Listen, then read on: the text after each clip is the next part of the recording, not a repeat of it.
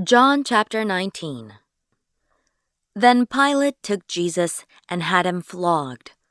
The soldiers twisted together a crown of thorns and put it on his head. They clothed him in a purple robe and went up to him again and again, saying, "Hail, King of the Jews!" And they slapped him in the face. Once more Pilate came out and said to the Jews gathered there, "Look, I am bringing him out to you to let you know that I find no basis for a charge against him." When Jesus came out, wearing the crown of thorns and the purple robe, Pilate said to them, "Here is the man." As soon as the chief priests and their officials saw him, they shouted, "Crucify! Crucify!" But Pilate answered, "You take him and crucify him. As for me, I find no basis for a charge against him." The Jewish leaders insisted, "We have a law, and according to that law he must die, because he claimed to be the Son of God." When Pilate heard this, he was even more afraid, and he went back inside the palace. "Where do you come from?" he asked Jesus. But Jesus gave him no answer.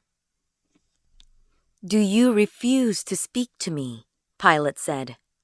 "Don't you realize I have power either to free you or to crucify you?" Jesus answered, "You would have no power over me if it were not given to you from above. Therefore, the one who handed me over to you is guilty of a greater sin." From then on, Pilate tried to set Jesus free, but the Jewish leaders kept shouting, "If you let this man go, you are no friend of Caesar. Anyone who claims to be a king opposes Caesar." When Pilate heard this, he brought Jesus out and sat down on the judge's seat, at a place known as the Stone Pavement, which in Aramaic is Gabbatha. It was the day of preparation of the Passover. It was about noon. "Here is your king," Pilate said to the Jews. But they shouted, "Take him away! Take him away! Crucify him!" "Shall I crucify your king?" Pilate asked. "We have no king but Caesar," the chief priests answered. Finally, Pilate handed him over to them to be crucified. So the soldiers took charge of Jesus. Carrying his own cross, he went out to the place of the skull, which in Aramaic is called Golgotha. There they crucified him, and with him 2 others, one on each side and Jesus in the middle. Pilate had a notice prepared and fastened to the cross. It read, "Jesus of Nazareth, the King of the Jews." Many of the Jews read this sign, for the place where Jesus was crucified was near the city, and the sign was written in Aramaic, Latin, and Greek.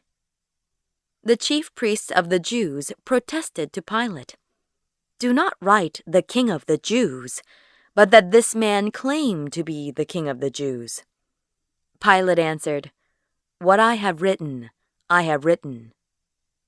When the soldiers crucified Jesus, they took his clothes, dividing them into 4 shares, one for each of them, with the undergarment remaining.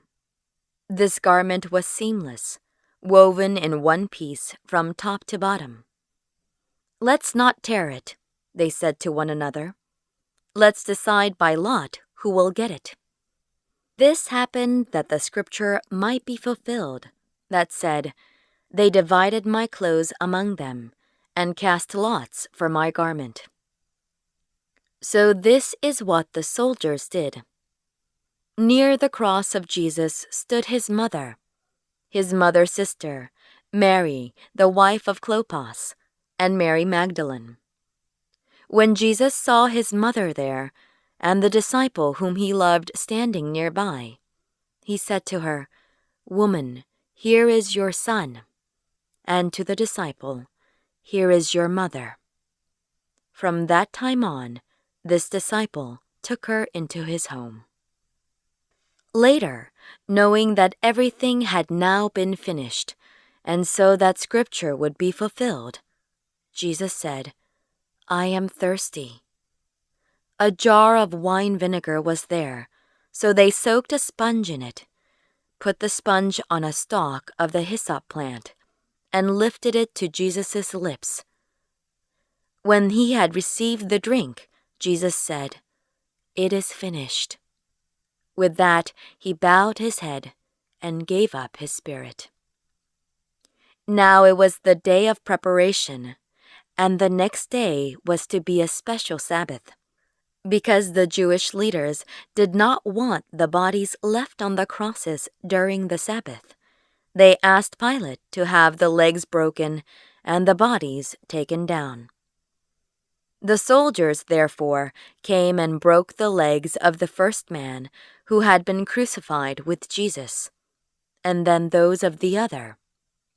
But when they came to Jesus and found that he was already dead, they did not break his legs. Instead, one of the soldiers pierced Jesus' side with a spear, bringing a sudden flow of blood and water. The man who saw it has given testimony, and his testimony is true. He knows that he tells the truth, and he testifies so that you also may believe. These things happened so that the Scripture would be fulfilled. Not one of his bones will be broken. And, as another Scripture says, they will look on the one they have pierced. Later, Joseph of Arimathea asked Pilate for the body of Jesus. Now Joseph was a disciple of Jesus, but secretly because he feared the Jewish leaders. With Pilate's permission, he came and took the body away. He was accompanied by Nicodemus, the man who earlier had visited Jesus at night. Nicodemus brought a mixture of myrrh and aloes, about 75 pounds. Taking Jesus' body, the two of them wrapped it with the spices in strips of linen. This was in accordance with Jewish burial customs. At the place where Jesus was crucified, there was a garden, and in the garden a new tomb, in which no one had ever been laid. Because it was the Jewish day of preparation, and since the tomb was nearby, they laid Jesus there.